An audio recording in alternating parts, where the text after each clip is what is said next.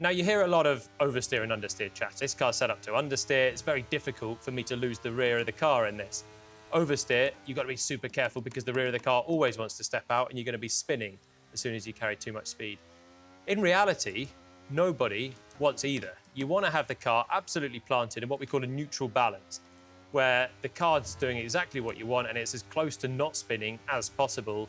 The more oversteer you have or the more understeer that anyone has, you're basically going slower. But there's different ways that drivers drive around this.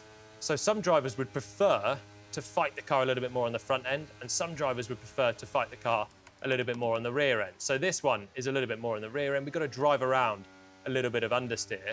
Whereas other drivers, your Max Verstappens, your Charles Leclercs, they like the car a little bit more on the nose. And you can see that when we hit the brakes here, the pitch comes down, and this is what we call on the nose. It's a little bit more oversteery.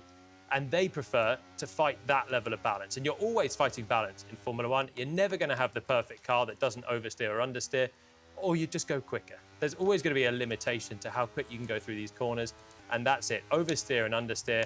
Everyone wants to get as close as you can to either side, but they've got different skill sets here, and they're able to get more out of the car if it's more towards oversteer or more towards understeer. And that's where we have the big difference in our Formula One drivers.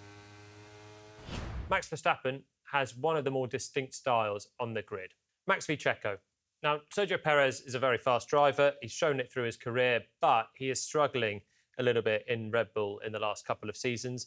And that's because Max has a tendency to have a lot of front end on the car. So he's a driver that would like to have more oversteer than understeer. So his version of a neutral balance is to have, if anything, more oversteer and dial it back with very smooth application of his input. So I'm talking brakes, talking throttle, and crucially here, the steering. This is Japan in the first sector, Verstappen v Perez. Small differences, but you can see here where Verstappen is able to be smoother and run a lot more front end, which allows him to carry more speed through the minimum of these corners, through the apex point.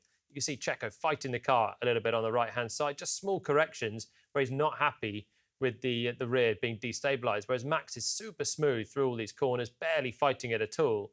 And that allows him just to carry more speed through the apex and effectively try and U off the corner a little bit more. He's able to release the brakes, turn in, and have confidence with that smooth application of the steering.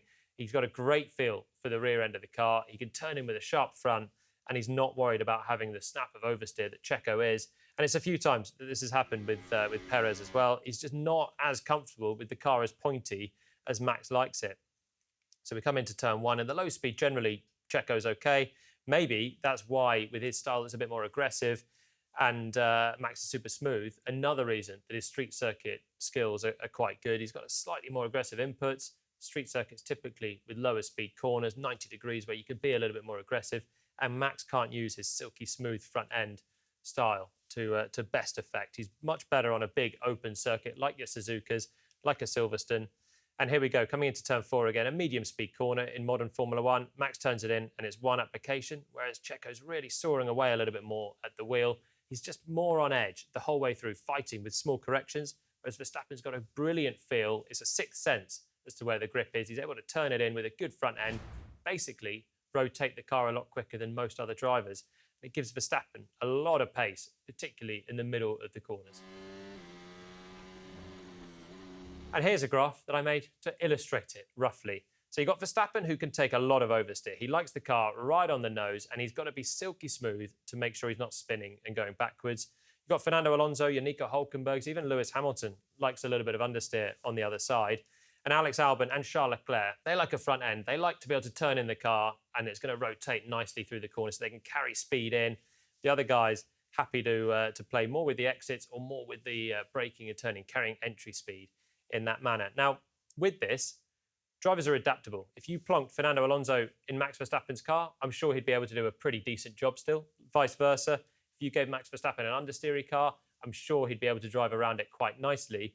But they're just the preferences that drivers have when they're in their sweet spot, when they're driving at their best. These are the general traits that the drivers would like to have.